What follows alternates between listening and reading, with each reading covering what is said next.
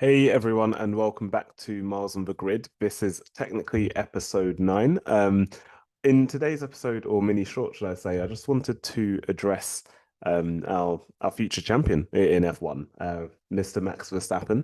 He is absolutely crushing it this year. I think he and the RB18 have been a force to be reckoned with, in a similar way to how Lewis Hamilton and the W11 were to be reckoned with, and even let's say the W09 in some cases. Um, it reminds me very much of a prime Michael Schumacher. And so here's my sort of three reasons why Max Verstappen deserves the 2022 title with F1. First of all, he hasn't put a foot wrong this year. He initially had I think it was an engine issue or a braking issue back in Bahrain at the season opener. He was battling Charles Leclerc for the lead quite brilliantly. He was sort of going tit for tat, and yes, he might have been a little bit outsmarted on strategy in that particular race, but he came back to show his racecraft, his ability, which is just ever growing. I think back in Saudi and sort of pipped Charles in a sort of DRS battle to the line, which was interesting to see. I thought it showed a different level of maturity as well as a new understanding of how he wants to race going forward. You know, it's not the same type of racing that he encountered against Lewis Hamilton last year. So that was interesting to see. And I think that's helped to elevate his game and his drive and performances over this year. Secondly, Max has a car of a champion, and that's not me saying that Max's ability is taken away, but the car suits him to a T. He has managed to work his way around some particular issues that he had very early on back in, let's say, like Monaco, and even just prior to that, even in the Saudi and Azerbaijan races, where the car development was still in a neutral state, I guess you could say, there was a lot of, or apparently, he likes a lot of front end grip, and it wasn't necessarily giving him that. Instead, it was giving him more oversteer. And I think he has allowed himself to display his talents of working around whatever the car's limitations may be.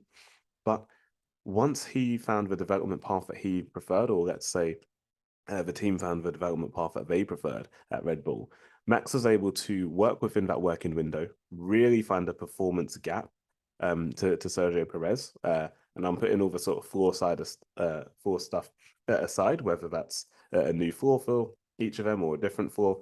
I can't legally comment on that, but it's an interesting point nonetheless. But Max has shown that he's at a completely different level when it comes to bridging a gap to his teammate.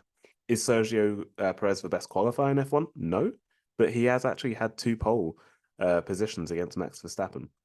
So there's something to be had here, and there's something to be gained from understanding just how good Max is in 2022. And I think that's the second reason why he is deserved or is a deserved champion this year.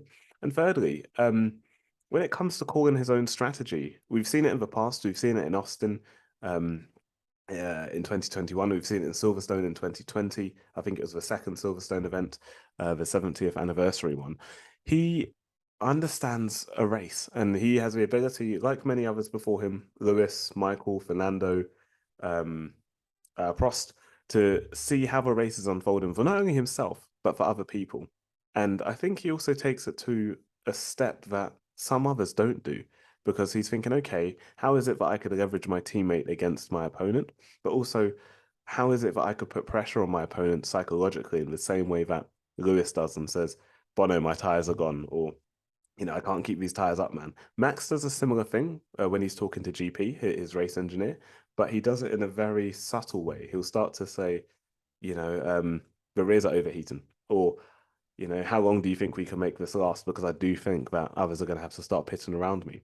So, regardless of whether the other drivers are thinking that, their engineers are starting to think, oh my gosh, okay, so Max is thinking about our race.